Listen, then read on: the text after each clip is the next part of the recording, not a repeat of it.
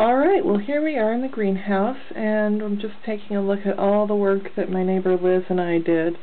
We've started seeds for a whole bunch of plants, as you can see. Up here we have, let's see, tomatoes, a flat of tomatoes, a flat of peppers. Down here we have more peppers. Sweet, hot, bell, all the good stuff. And then we have, what do we have? Leeks and celeriac, which is a very cool, kind of gnarly looking root thing that tastes like celery. And then we have some cool crops, which are, you know, things like broccoli and cauliflower and cabbage. And here are some peppers that I have that are sitting on a seedling mat. And you can see here what it looks like. It's just a little heating mat that helps seedlings stay warm enough to germinate. And then once they germinate, you can move them to a different location that is not quite as warm, and then that'll help you save on energy costs. You don't have to heat the whole greenhouse in this case to the level that it would have to be required for it to germinate. Although I do have a heater, as you can see right there. It's a self-contained heating unit. And it's oil on the inside, but you don't ever change it, and it doesn't have an exhaust. And it seemed to me like it was the safest one, and I don't keep it set very high. I think it's set on like 4 right now.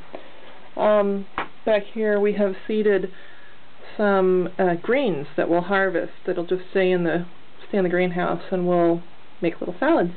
And here on the very messy table is a tiny little bud for a rhubarb plant. You see it right there at the very top? It's just starting to poke out. Those things are really crazy looking, but the leaves are really beautiful. And so this is what we did this week when we got to get together to plant. Oh, and I found someone who was giving away strawberry starts. So you can see here, way more than I thought. I don't know, there's probably 20 plants here. But strawberry starts in Portland can have strawberry weevils, which are nasty little bugs that kill your plants.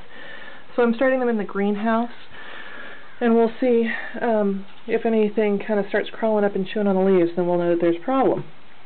Oh, and these are my little peat pots that started as pellets, and then add hot water, or well, really warm water, and then it kind of expands into these little mini pots that then can be either grown in the ground, transferred to the ground, or placed into peat pots like these right here, or even larger. I did have a reader tell me, though, that it would be a good thing to kind of score the side of this so that the roots don't get trapped. So that's kind of a note to self. And my great seed starting mix, which you can see that I've made right here in this little container. This one actually just has some sand and compost in it. Before that, I just used a bit of Whitney Farms makes a perlite mixture. It's not a mixture, it's just perlite. And I just used that with compost, and then that's what I used. You can see right here, that's the white in the container is perlite. That's what I used as a seed starting base. Because you really don't have to have special seed starting mix in order to grow, start seeds. So anyway, so give it a try. Yeah, so anyway, I'm trying to film myself while I'm talking to you, but this is my greenhouse, and it's small, but it's really fun to be able to start and grow food, and I bet I'll be able to harvest some things in here early, so I'll be able to have early tomatoes. Anyway, good luck!